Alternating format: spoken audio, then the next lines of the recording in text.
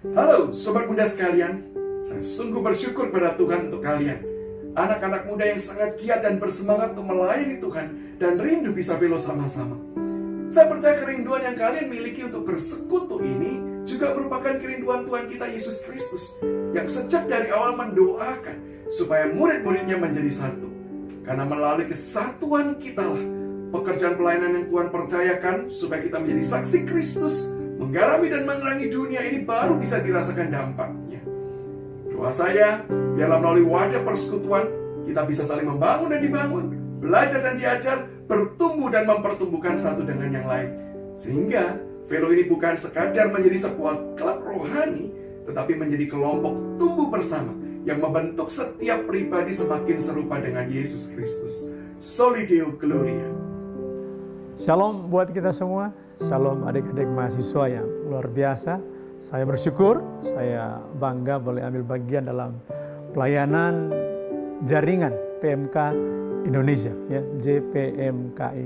Ini satu terobosan yang luar biasa.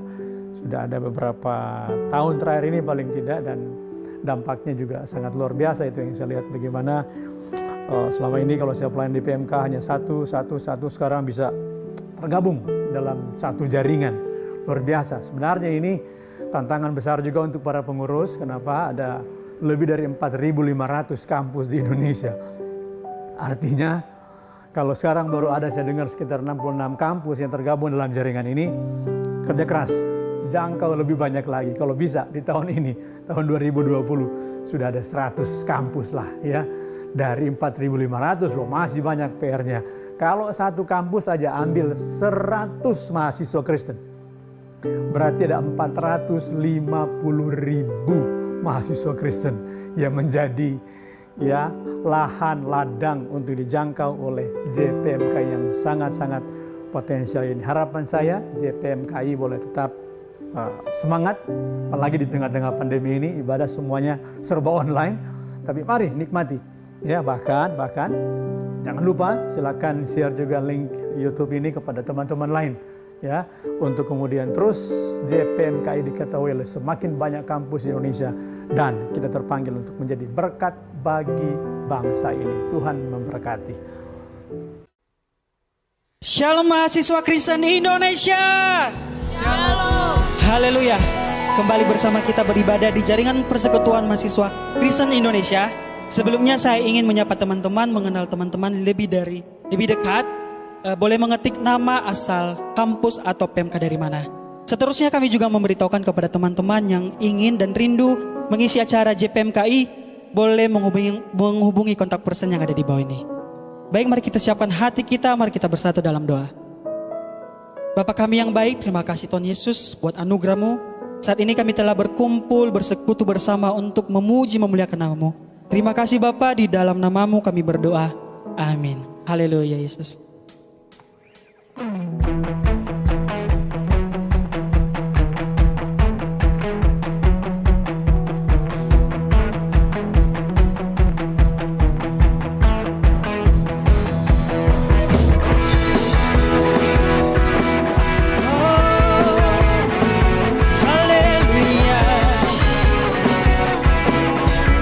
Sama-sama katakan, tak pernah ku ragu.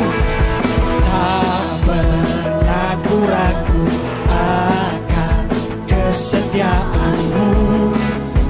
Kau pegang hidupku sepenuh jiwaku. Ku yakin dan percaya untuk langkahku. Yesus kaulah Raja dalam hidup, berkuasa berjaya untuk selamanya. Hanya Kau Tuhan, sumber kekuatan, kuasa-Mu tercurah bagiku senantiasa. Denganmu Tuhan, ku kan berjalan dari kemuliaan sampai kemuliaan selamanya. Sekali lagi katakan, tak pernah ku ragu. Tak pernah ku ragu kemuliaan-Mu. Pegang hidupku sepenuh jiwaku. Ku yakin dan percaya Kau tuntun langkahku. Yesus Kaulah Raja dalam hidupku, berkuasa percaya untuk selamanya. Hanya Kau Tuhan, sumber kekuatan, kuasa-Mu tercurah bagiku senantiasa. Dengan-Mu Tuhan, ku kan berjalan dari kemuliaan sampai kemuliaan selamanya.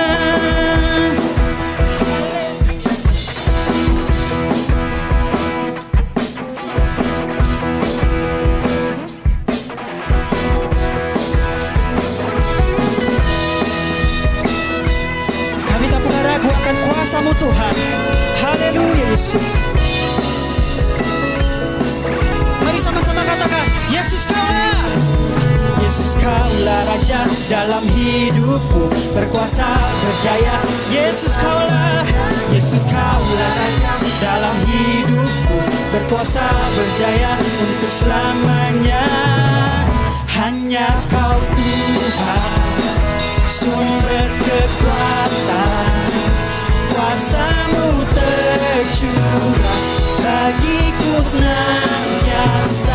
Dengan-Mu Tuhan, ku kan berjalan dari kemuliaan sampai. Hanya Kau Tuhan,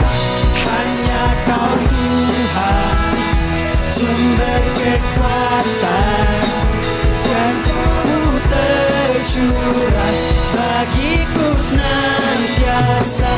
Dengan-Mu Tuhan, ku kan berjalan dari kemuliaan sampai kemuliaan selamanya.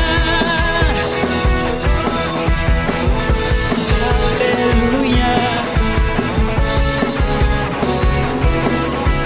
Mari sama-sama katakan, selamanya. Haleluya. Baik, kami mengucapkan terima kasih kepada teman-teman yang sudah mengisi ibadah pada hari ini, dan mengingatkan kembali bagi teman-teman yang ingin dan rindu mengisi ibadah JPMKG depan, boleh menghubungi kontak person yang ada di bawah ini. Baik, mari kita siapkan hati kita, mari kita undang hadirat Tuhan, sebab kemuliaan kebajikannya turun atas kita. Haleluya Yesus.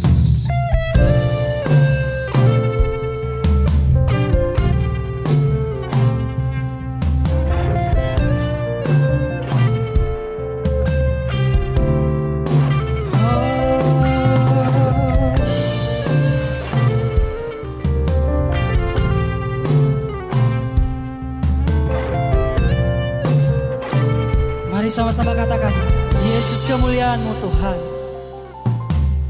Yesus kemuliaan-Mu,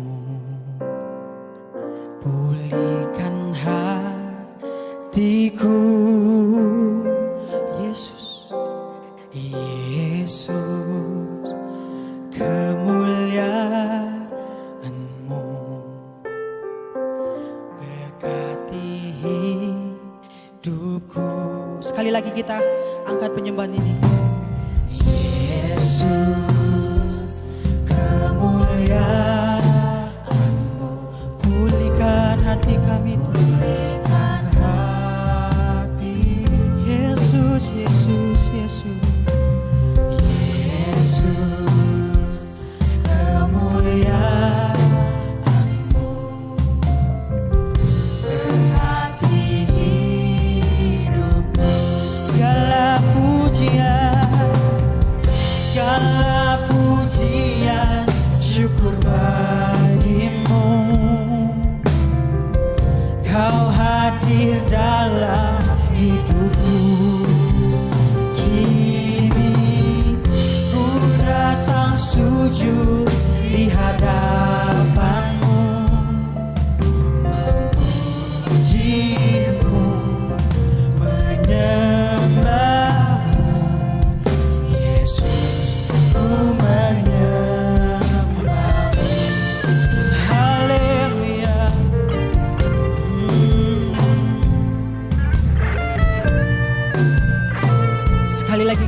Yesus kemuliaan-Mu,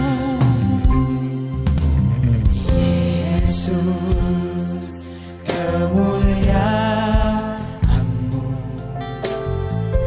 pulihkan hati Yesus, Yesus kemuliaan-Mu. Engkau memberkati hidup kami Tuhan. Oh, segala pujian, segala pujian, syukur bagi-Mu. Kau hadir dalam hidup. Kini ku datang sujud di hadapan-Mu,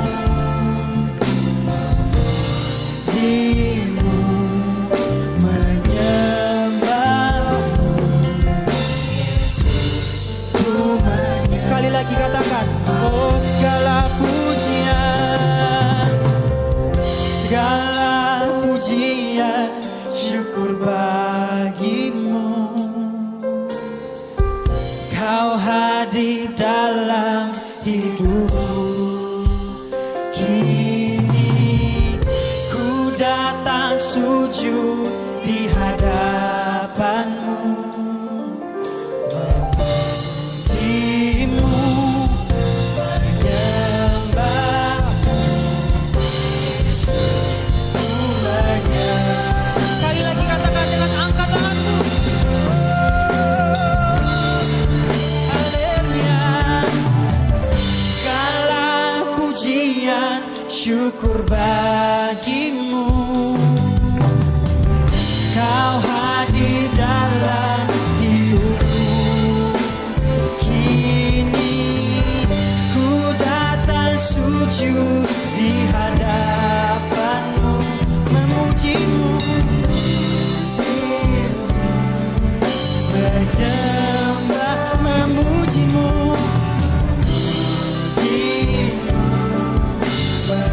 Sekali lagi katakan memuji-Mu Tuhan.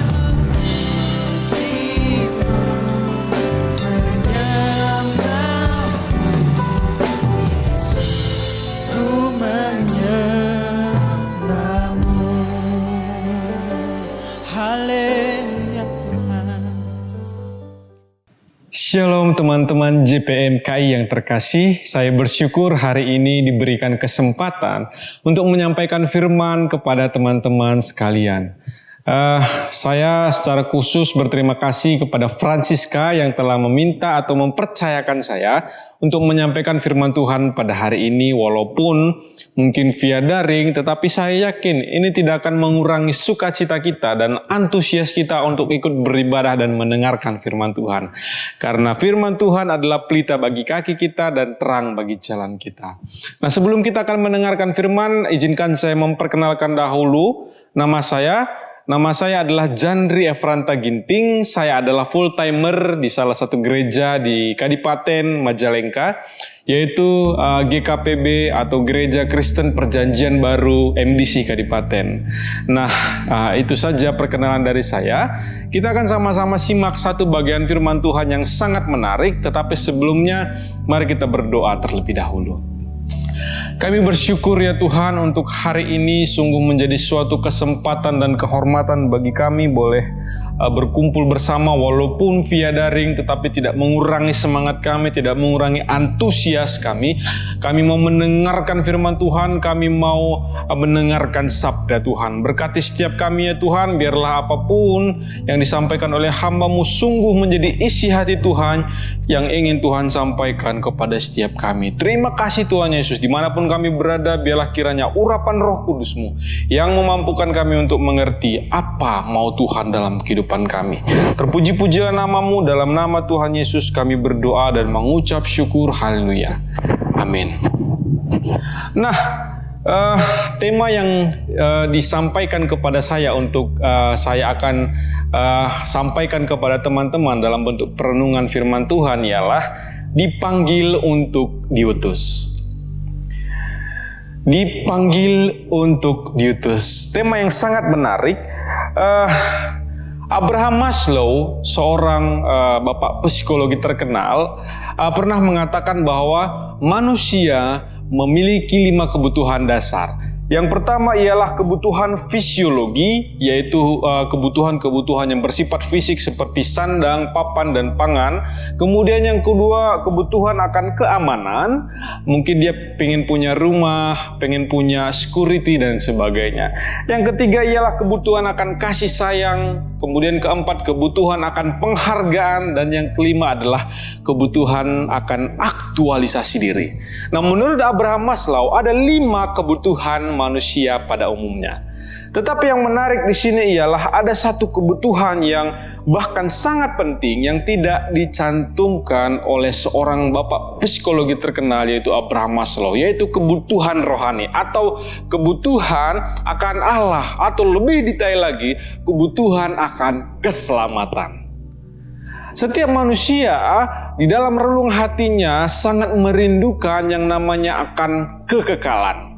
Tidak ada manusia yang rela mati kemudian masuk dalam penghukuman yang kekal, atau seringkali kita sebut penghukuman di neraka, atau penghukuman atas manusia berdosa di neraka, yang waktunya bukan sehari, yang waktunya bukan 2 hari, tetapi yang waktunya adalah selama-lamanya. Nah, hari ini saya akan bahas apa itu dipanggil untuk diutus. Nah, di bagian yang pertama saya akan membahas tentang kita dipanggil dari gelap kepada terang. 1 Petrus 2 ayat 9 saya akan bacakan kepada kita sekalian. Tetapi kamulah bangsa yang terpilih, imamat yang rajani, bangsa yang kudus, umat kepunyaan Allah sendiri, supaya kamu memberitakan perbuatan-perbuatannya yang besar dari Dia, yang telah memanggil kamu keluar dari kegelapannya pada terangnya yang ajaib. Nah, setiap dari kita, setiap dari manusia, termasuk orang-orang Kristen, pada awalnya ketika Adam dan Hawa jatuh dalam dosa, kita semua juga telah jatuh dalam dosa. Setiap kita dalam hidup ini lebih condong untuk berbuat dosa, karena pada mulanya natur kita adalah natur berbuat dosa. Bahkan ada anak kecil yang tidak diajari mencuri, dia bisa saja mencuri. Karena memang pada naturnya manusia sudah berdosa. Bahkan Roma 3 ayat 23 menegaskan itu, semua manusia telah berbuat dosa dan telah kehilangan kemuliaan Allah. Dan Roma 6 ayat 23 menegaskan setiap dosa hukumannya hanya satu, yaitu maut atau kematian yang kekal dalam penghukuman di neraka. Tetapi yang menarik di sini ialah bahwa Allah kita tidak ingin kita mati dalam penghukuman. Dia tidak ingin kita dihukum kemudian tidak punya hubungan dengan Allah. Karena memang manusia dengan Allah dipisahkan oleh dosa. Yesaya 59 ayat 2 berkata, bukan telinga Allah kurang peka untuk mendengarmu, tetapi sebenarnya yang memisahkan kita dengan Allah adalah dosa-dosa kita. Dosa-dosa kita membuat kita terpisah dengan Allah yang kudus. Bayangkan, kita manusia yang berdosa tidak mungkin bisa menghampiri Allah di sorga yang maha kudus. Ada dosa yang membuatnya mustahil untuk bisa kita sampai di sorga. Tetapi Allah memberikan jalan bagi kita. Tuhan mengasihi kita dan mati untuk kita. Memang ketika manusia jatuh dalam dosa, Allah harus menghukumnya karena Allah kita salah satu sifatnya yang tidak bisa dia pungkiri adalah Allah itu maha adil. Allah itu adil dalam segala perbuatan-perbuatannya, sehingga ketika manusia berbuat dosa, dia harus dihukum. Tetapi Allah tidak hanya maha adil, tetapi Allah juga maha kasih. Makanya dalam Yohanes 3 ayat 16 dikatakan, karena begitu besar kasih Allah akan dunia ini, sehingga dia mengaruniakan anaknya yang tunggal, supaya setiap yang percaya kepadanya tidak binasa, melainkan beroleh hidup yang kekal. Bahkan Roma 5 ayat 8 menegaskan bahwa Kristus sudah mati bagi kita. Artinya Allah tahu bahwa sebenarnya dengan usaha kita sendiri, dengan perbuatan baik kita, kita tidak bisa mencapai surga. Kita tidak bisa menggapai Allah yang Maha Kudus itu. Sehingga Allah sendirilah yang turun tangan dan memberikan kita keselamatan itu. Makanya Efesus 2 ayat 8-9 menegaskan bahwa keselamatan itu bukan karena perbuatan kita, bukan karena usaha kita, bukan karena kebaikan kita, tetapi semata-mata hanya karena kasih karunia Allah.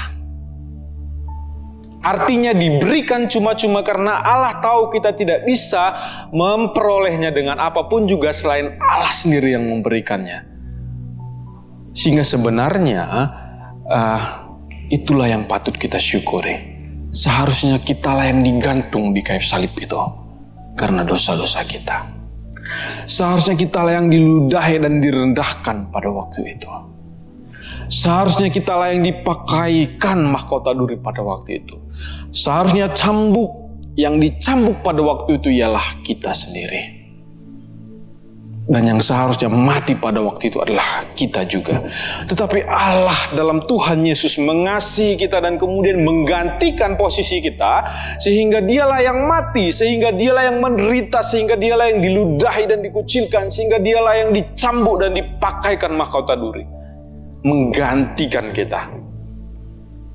Oleh karena itu kita dipanggil dari gelap kepada terangnya yang ajaib. Tadi 1 Petrus 2 ayat 9 berkata, tetapi kamulah bangsa yang terpilih, imamat yang rajani, bangsa yang kudus, umat kepunyaan Allah sendiri, supaya kamu memberitakan perbuatan-perbuatannya yang besar dari Dia, yang telah memanggil kamu keluar dari kegelapan kepada terangnya yang ajaib. Artinya dahulu kita hidup di dalam gelap, kita hidup di dalam dosa, kita adalah sampah-sampah yang sangat menjijikkan. Tetapi sampah itu kemudian dipungut oleh Tuhan, sampah yang tidak ada nilainya, tidak ada artinya, tinggal dibuang saja. Allah pungut, kemudian Allah mengubahnya menjadi barang yang sangat mahal harganya.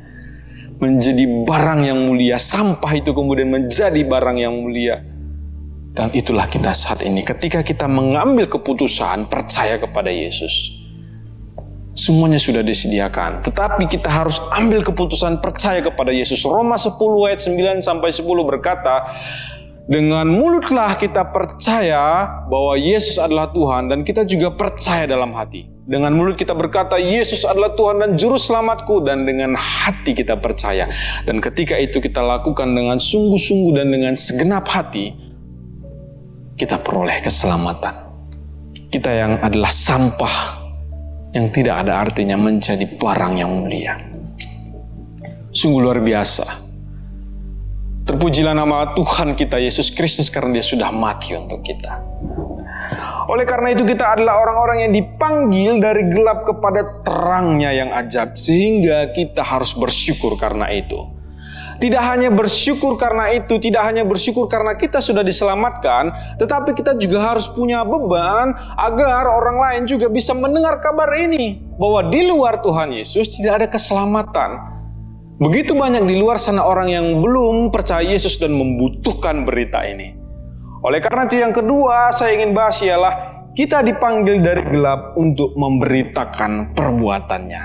Seperti yang disampaikan dalam 1 Petrus 2 ayat ke-9 tadi, kita adalah bangsa yang terpilih, umat kepunyaan Allah sendiri, supaya kita memberitakan perbuatan-perbuatannya yang ajaib. Apa itu perbuatan-perbuatannya yang ajaib? Matius 28 ayat 19-20 saya akan bacakan kepada kita sekalian. Matius 28 ayat 19-20. Karena itu pergilah, jadikanlah semua bangsa muridku, dan baptislah mereka dalam nama Bapa, Anak, dan Roh Kudus. Dan ajarlah mereka melakukan segala sesuatu yang telah kuperintahkan kepadamu. Dan ketahuilah, aku menyertai kamu senantiasa sampai kepada akhir zaman. Nah, untuk apa kita dipanggil? Kita dipanggil untuk pergi. Pergi kemana? Pergi untuk memberitakan Injil. Kepada siapa? Kepada semua suku bangsa, semua orang yang kita temui. Dan kenapa kita harus memberitakan Injil kepada mereka? Karena Tuhan berkata, Tuhan juga mengasihi mereka. Karena begitu besar kasih Allah akan dunia ini. Dunia ini ialah orang-orang lain juga, bukan hanya kita. Allah ingin kita pergi ke mereka. Allah ingin kita beritakan Injil kepada mereka. Menjadikan mereka murid Tuhan. Menjadikan mereka orang-orang yang percaya Kristus. Itu hanya bisa dilakukan ketika kita sudah sungguh-sungguh percaya bahwa Tuhan adalah satu-satunya juru selamat kita. Kemudian kita akan digerakkan oleh Roh Kudus, dan kemudian ada andil kita juga di situ. Kita harus mau digerakkan oleh Roh Kudus untuk beritakan Injil. Pergilah, jadikanlah semua bangsa muridku dan baptislah mereka dalam nama Bapa, Anak, dan Roh Kudus. Artinya Allah menghendaki mereka semua juga diselamatkan sama seperti kita. Karena Tuhan Yesus juga sebenarnya mati di kayu salib untuk dosa-dosa mereka. Yang harus mereka lakukan ialah mereka harus percaya pada berita keselamatan yang ada hanya pada Yesus itu. Nah, tetapi yang sering kali terjadi ialah orang Kristen takut untuk beritakan Injil. Ini beberapa tantangan dalam memberitakan Injil. Yang pertama, takut beritakan Injil, takut ditolak, takut disomasi, takut dimarahin. Banyak ketakutan-ketakutan kita sehingga kita tidak mau beritakan Injil, walaupun kita lihat ada peluang di sana untuk beritakan Injil. Misalnya ketika kita diangkut, sebenarnya ada peluang beritakan Injil di situ. Ketika kita ada di supermarket, ada peluang beritakan Injil di situ. Ketika kita misalnya ada di mana saja, sebenarnya ada peluang untuk beritakan Injil di sana. Tetapi seringkali yang menghambat kita takut. Bukan hanya takut, yang kedua kita tidak tahu mau ngomong apa. Apa itu Injil? Bagi kita Injil itu sesuatu yang sangat sulit untuk dirumuskan dan kemudian dikatakan kepada orang secara sederhana. Saya akan bacakan satu bagian firman Tuhan yang dengan sederhana menjelaskan apa itu Injil. Jadi sebenarnya Injil itu nggak ribet. Jadi sebenarnya pengertian Injil itu nggak jelimet, nggak yang sangat-sangat sulit seperti itu. Sangat sederhana. Saya akan bacakan dari 1 Korintus 15. 1 Korintus 15 ayat 3 sampai 4. Saya akan bacakan kepada kita. 1 Korintus pasal ke-15 ayat 3 sampai 4. Sebab yang sangat penting telah kusampaikan kepadamu, yaitu apa yang telah kuterima sendiri, ialah bahwa Kristus telah mati karena dosa-dosa kita sesuai dengan kitab suci. Bahwa ia telah dikuburkan dan bahwa ia telah dibangkitkan pada hari yang ketiga sesuai dengan kitab suci. Apa itu Injil? Injil adalah berita bahwa Yesus telah mati di kayu salib sesuai dengan kitab suci.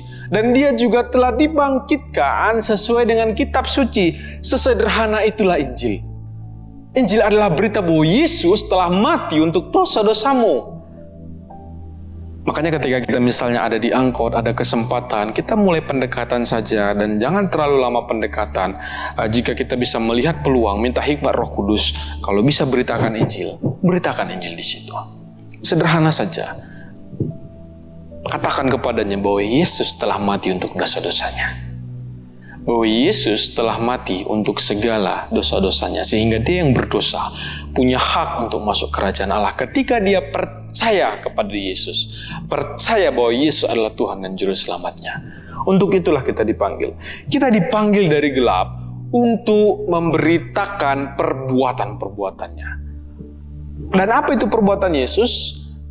Mati di kayu salib untuk dosa-dosa kita, menggantikan kita, sehingga kita yang berdosa ini diselamatkan. Dan itulah yang harus kita beritakan kepada orang lain. Kita dipanggil dari kegelapan untuk memberitakan itu. Panggil dari kegelapan untuk menyampaikan bahwa Yesus adalah satu-satunya jalan keselamatan dan Yesus ingin kita diselamatkan dan orang lain diselamatkan. Sampaikan itu. Tidak perlu jadi pendeta, tidak perlu jadi misionaris, tidak perlu harus sekolah Alkitab dulu baru beritakan Injil.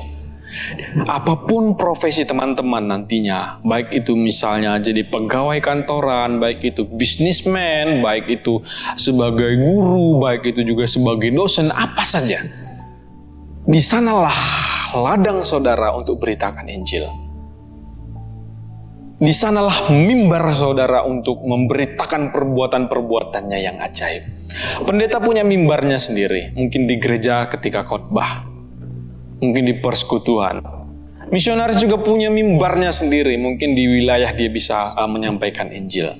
Dan teman-teman mahasiswa juga nantinya punya mimbarnya sendiri, ketika misalnya sudah punya profesi tertentu. Itulah mimbar teman-teman. Bahkan bisa saja mimbar teman-teman itu lebih luas dari mimbar pendeta yang mungkin hanya sebatas lingkup gereja. Walaupun memang ada juga pendeta yang pergi ke sana, pergi ke sini untuk beritakan Injil. Itu sangat baik. Tetapi seringkali mimbar teman-teman itu, peluang teman-teman lebih luas dalam memberitakan Injil. Untuk itulah kita dipanggil dari kegelapan untuk memberitakan Injil itu. Biarlah hati kita penuh dengan belas kasihan. Kita lihat orang-orang yang berjalan, kita lihat orang-orang lain atau saudara kita, orang-orang yang bertalian darah dengan kita, tetangga kita, belum percaya Yesus. Pertanyaannya, kemana mereka ketika mereka nanti mati? Oleh karena itu hati kita harus digerakkan oleh belas kasihan. Beritakan Injil kepada mereka. Beritakan bahwa Yesus mengasihi mereka dan telah mati untuk dosa-dosa mereka. Dan ketika mereka percaya kepada Yesus, ketika mereka berkata Yesus adalah Tuhan dan Juru Selamatku, maka mereka juga diselamatkan sama seperti kita diselamatkan. Oleh karena itu semangat terus beritakan Injil. Walaupun mungkin tidak mudah untuk beritakan Injil, ya sangat sulit. Tetapi sederhana saja. Walaupun banyak juga sebenarnya pemberitaan, metode dalam pemberitaan Injil. Mungkin itu bisa dibahas di lain waktu, di kelompok-kelompok kecil. Ada yang namanya metode 4 fakta rohani. Kita memberitakan Injil dengan metode 4 fakta rohani. Kemudian ada juga metode EE yang paling terkenal juga selain 4 fakta rohani. Dan masih ada beberapa metode-metode dalam pemberitaan Injil. Tetapi tidak usah sampai ke situ dulu, itu bisa dibahas dan dipelajari di lain waktu. Tetapi yang penting yang ingin saya sampaikan ialah punya semangat untuk beritakan Injil. Punya semangat untuk menyampaikan tentang kebaikan Yesus. Mulai dari orang-orang terdekat kita. Mungkin keluarga kita belum terima Yesus sungguh-sungguh. Karena jangan salah, orang Kristen belum tentu percaya Yesus. Dia pergi ke gereja, dia misalnya rajin ibadah, tetapi belum tentu hatinya sungguh-sungguh percaya bahwa Yesus telah mati untuk dosa-dosanya, dan kemudian dia percaya dengan sungguh-sungguh menerima Tuhan Yesus sebagai Tuhan dan Juru Selamatnya. Belum tentu. Makanya ada sebuah buku yang berkata, Injil itu bagi semua orang. Bukan hanya bagi orang-orang lain, tetapi juga bagi orang-orang Kristen. Bagi semua orang. Oleh karena itu, teman-teman mahasiswa, sampaikan Injil mulai dari orang-orang terdekat kita yang Kristen sekalipun. Pastikan mereka juga sudah sungguh-sungguh ambil keputusan percaya kepada Yesus. Sehingga mereka juga dibawa dari kegelapan kepada terangnya yang ajaib untuk memberitakan perbuatan-perbuatannya yang besar. Untuk memberitakan Injilnya. Perbuatannya yang besar ketika dia mati di kayu salib untuk dosa-dosa kita. Oleh karena itu semangat terus beritakan Injil selagi masih muda. Beritakan Injil terus sebagai gaya hidup. Karena itulah yang Tuhan kehendaki. Itu bukan sesuatu yang bisa ditawar-tawar, tetapi itu adalah kewajiban kita, semangat kita sebagai orang-orang yang sudah percaya Yesus. Terpujilah nama Tuhan, mari kita berdoa. Kami bersyukur ya Tuhan untuk hari ini sungguh kami boleh belajar bersama-sama bahwa kami telah dibawa dari kegelapan kepada terang-Mu yang ajaib ketika kami percaya kepada Tuhan. Dan kami pun bisa percaya kepada Tuhan dan menerima keselamatan bukan karena kekuatan kami, bukan karena kebaikan kami, tetapi hanya karena anugerah-Mu ya Tuhan, karena Engkau mengasihi kami. Oleh karena Engkau telah membawa kami kepada terang-Mu yang ajaib, kami mau memberitakan perbuatan-perbuatan-Mu yang besar supaya nama-Mu dimasyurkan dan banyak orang yang akan percaya kepadamu bahwa Engkaulah satu-satunya Tuhan dan Juru Selamat yang mengasihi setiap manusia berdosa, sehingga ketika manusia berdosa datang kepadamu menerima Engkau sebagai Tuhan dan Juru Selamatnya, maka dia akan diselamatkan sama seperti kami telah diselamatkannya Tuhan. Koreksi hati kami Tuhan. Apakah kami sudah pernah ambil keputusan untuk percaya Yesus? Bagi teman-teman mahasiswa yang belum pernah secara pribadi ambil keputusan untuk terima Yesus hari ini. Percayai bahwa Dia adalah Tuhan dan Juru Selamatmu yang telah mati bagi dosa-dosamu. Tuhan berkata di kayu salib, sudah selesai, dosamu sudah selesai. tuntas, setuntas-tuntasnya. Oleh karena itu, hiduplah hari ini untuk Allah, beritakan perbuatan-perbuatannya. Mulai dari orang-orang di sekelilingmu, ke lingkup yang lebih luas lagi. Terima kasih Tuhan Yesus, terpujilah namamu. Kami akan mengakhiri ibadah ini, biarlah Roh Kudus yang terus memberikan kami semangat untuk hidup sesuai dengan firman Tuhan. Kami mau beritakan Injil. Dalam nama Tuhan Yesus kami berdoa dan mengucap syukur. Amin. Tak akan ku ragu atas rencanamu untuk masa depanku.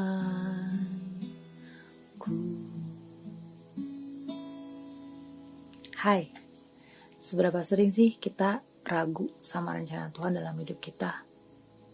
Semoga gak sering-sering banget ya. Mungkin tanpa sadar kita bertanya-tanya, kenapa aku harus lahir di keluarga seperti ini? Kenapa aku harus kuliah di tempat saya kuliah sekarang? Kenapa orang tua kok gak mendukung passion saya? Dan banyak hal lagi, banyak kenapa-kenapa yang sering kita pertanyakan sama Tuhan gitu. Nah, kalau boleh sharing sedikit, saya lahir dari keluarga yang secara ekonomi up and down banget. Saya sempat harus ke sekolah, kuliah, jalan kaki sekitar 13 km. Mama pass away di umur saya belasan. Saya merasa saya gak siap saat itu. Saya harus mulai belajar mandiri, kuliah sendiri, biaya sendiri. Dan waktu kejadian itu, ya saya ingin, ada momen dimana saya ingin menyerah gitu. Tapi puji Tuhan, Tuhan menguatkan langkah saya untuk saya tidak menyerah. Dan at the end saya sadar gitu bahwa, oh ternyata semua proses yang saya lewati adalah untuk membuat saya menjadi jin yang seperti Tuhan mau, bukan seperti apa yang saya mau gitu. So apapun yang teman-teman alami saat ini, seberapa teman-teman merasa sangat terpuruk atau mungkin kehilangan pengharapan, gak tahu mau ngapain, kekeringan, kegaringan, kekecewaan, keraguan akan masa depan. Mungkin teman-teman jatuh di dosa yang sama berulang-ulang dan merasa sangat jauh dari Tuhan, gak tahu harus gimana.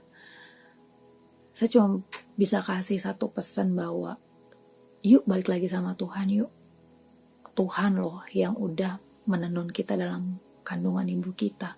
Masa sih dia gak peduli sama masa depan kita? Masa sih dia gak peduli untuk setiap detail yang terjadi dalam hidup kita? Kalau saat ini teman-teman ngerasa jauh, Tuhan gak pernah jauh. Dia menunggu. Dan dia menunggu teman-teman datang untuk datang dan berdoa sama dia. Berdoa bukan untuk memaksakan kehendak dan keinginan kita, tapi berdoa untuk menjelaskan keinginan kita sama keinginan Tuhan. Karena waktu kita tahu bahwa hidup kita berharga, waktu hidup kita mulia dan Tuhan udah tebus dosa kita, tebus hidup kita yang sebenarnya kita nggak layak, maka kita akan berhenti hidup sembarangan, kita akan berhenti hidup murahan. So, apapun kondisi teman-teman saat ini, saya cuma bilang, Tuhan ada dan gak pernah tinggalin teman-teman. Di setiap langkah-langkah teman-teman ambil, Tuhan ada. So datang sama Tuhan, berdoa, cari dia. God bless you. Teman yang dikasihi Tuhan, mari kita bersama-sama berdoa di dalam Tuhan. Bapa yang baik, terima kasih Tuhan. Untuk hari ini Tuhan Kau memberkati kami ya Tuhan. Lewat ibadah online ini Tuhan, kami berdoa ya Tuhan. Kiranya Kau berikan kami ya Tuhan selalu ya Tuhan kesehatan Tuhan. Kau berikan kami ya Tuhan penghiburan. Kau berikan kami pengajaran yang luar biasa Tuhan. Oh Tuhan kami berdoa ya Tuhan. Untuk setiap ya Tuhan pekerjaan-pekerjaan yang ada Tuhan. Kami berdoa ya Tuhan untuk pekerja-pekerja ya Tuhan. Untuk setiap profesi yang ada Tuhan. Kami berdoa ya Tuhan. Kau memberkati ya Tuhan setiap profesi dan setiap pekerjaan ya Tuhan. Apapun ya Tuhan yang mereka lakukan ya Tuhan. Kiranya Kau berkati selalu mereka Tuhan. Oh Tuhan, hamba juga berdoa ya Tuhan. Untuk pendidikan di negeri kami ya Tuhan. Kiranya Kau berikan pendidikan yang luar biasa ya Tuhan. Tenaga pendidik yang luar biasa ya Tuhan. Kiranya ya Tuhan tenaga pendidik ya Tuhan dapat berkomitmen ya Tuhan. Untuk dapat mengajar ya Tuhan setiap murid, setiap mahasiswa dengan baik Tuhan. Kami percaya Tuhan. Kau berkati juga ya Tuhan untuk kesehatan kami ya Tuhan. Untuk kesehatan keluarga kami ya Tuhan. Untuk setiap kami ya Tuhan. Kiranya Kau berikan kesehatan ya Tuhan. Kau berikan selalu kekuatan ya Tuhan kepada kami ya Tuhan. Untuk menjalani setiap hari ini Tuhan. Oh Tuhan, hamba berdoa ya Tuhan. Kiranya kami ya Tuhan terhindar dari segala jenis penyakit ya Tuhan. Untuk COVID-19 ya Tuhan kami tolakkan Tuhan di dalam nama Yesus. Kami percaya Tuhan kuasa-kuasa kegelapan ya Tuhan tidak dapat ya Tuhan menyentuh ya Tuhan tubuh kami Tuhan. Hamba berdoa Tuhan, kami berdoa Tuhan, bersatu hati ya Tuhan, untuk menolak ya Tuhan setiap kuasa kegelapan ya Tuhan. Oh Tuhan, hamba juga berdoa ya Tuhan, untuk setiap keluarga yang ada, untuk setiap keluarga kami Tuhan. Kami berdoa ya Tuhan, kiranya Kau berkati Tuhan, Kau jagai, Kau lindungi ya Tuhan setiap keluarga kami Tuhan. Dimanapun mereka berada ya Tuhan, apapun yang mereka lakukan Tuhan, Tuhan selalu menyertai mereka Tuhan. Tuhan, terima kasih Tuhan. Kau juga ya Tuhan memberikan kami ya Tuhan kekuatan ya Tuhan untuk menjalani setiap hari ini dengan baik Tuhan. Kami mau berdoa ya Tuhan untuk teman-teman kami yang belum mengenal Yesus, untuk mungkin keluarga kami yang belum mengenal Yesus, saudara kami yang belum mengenal Yesus. Kami percaya Tuhan lewat kami, lewat pelayanan kami, lewat hidup kami, banyak orang yang diubahkan dan banyak orang yang mengenal Yesus Tuhan.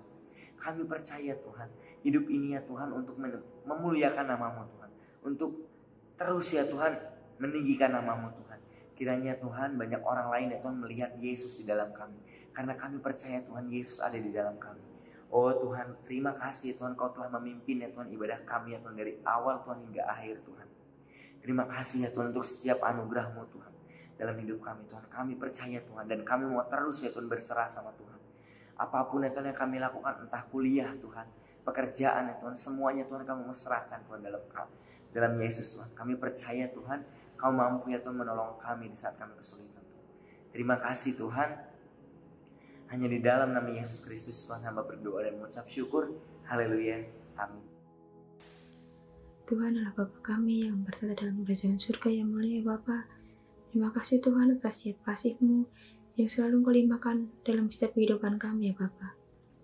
Saat ini Tuhan kami berdoa ya Bapa untuk bangsa dan negara kami yang saat ini sedang dilanda pandemi COVID-19 ya Tuhan. Kau yang berkati setiap kami ya Bapa, yang berkati setiap tim medis yang bekerja ya Tuhan sebagai garda terdepan. Kau yang jadikan tim medis sebagai kepanjangan tangan-Mu untuk mereka bisa membawa kesembuhan untuk setiap pasien-pasien yang terdampak COVID-19 ya Tuhan. Kau yang kuatkan setiap tim medis yang bekerja, Kau yang berikan kesembuhan untuk setiap pasien yang terdampak COVID-19 ya Tuhan. Kau juga yang kuatkan setiap keluarga yang ditinggalkan oleh pasien, yang ditinggalkan oleh para tim medis ya Tuhan. Kau yang memberikan kekuatan, ketabahan ya Bapa. Kau yang memberikan kecukupan dalam rezeki mereka ya Tuhan. Terima kasih ya Bapa. Kami juga berdoa untuk memimpin bangsa kami. Kau yang berkati dari tingkat presiden sampai RT ya Tuhan.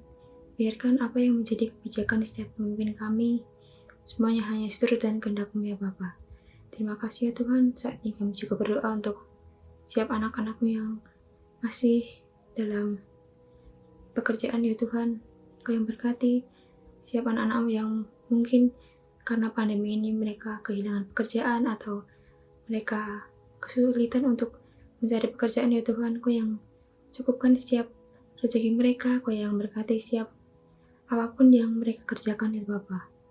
Biarkan hanya kehendak-Mu yang jadi atas setiap kehidupan anak-anak-Mu ya Bapa. Kau juga berkati setiap anak-anak-Mu yang masih di taraf pendidikan ya Tuhan.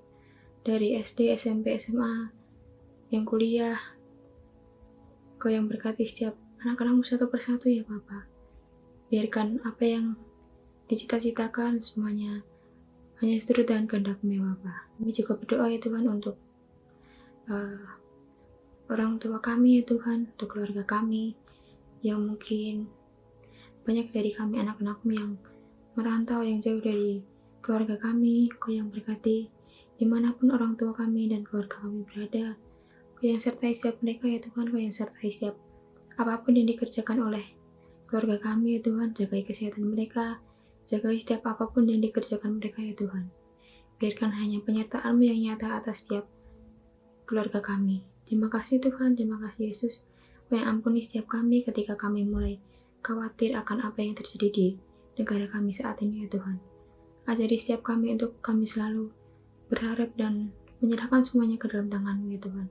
Kami percaya mujizat-Mu masih ada atas bangsa kami, mujizat-Mu masih ada atas pandemi COVID-19 ini ya Tuhan. Terima kasih Tuhan, terima kasih Yesus. Ini doa kami serahkan hanya dalam tangan-Mu. Terima kasih Tuhan. Haleluya, puji Tuhan, amin. Teman-teman, kita sama-sama mau menutup ibadah siang hari ini. Mari kita sama-sama berdoa.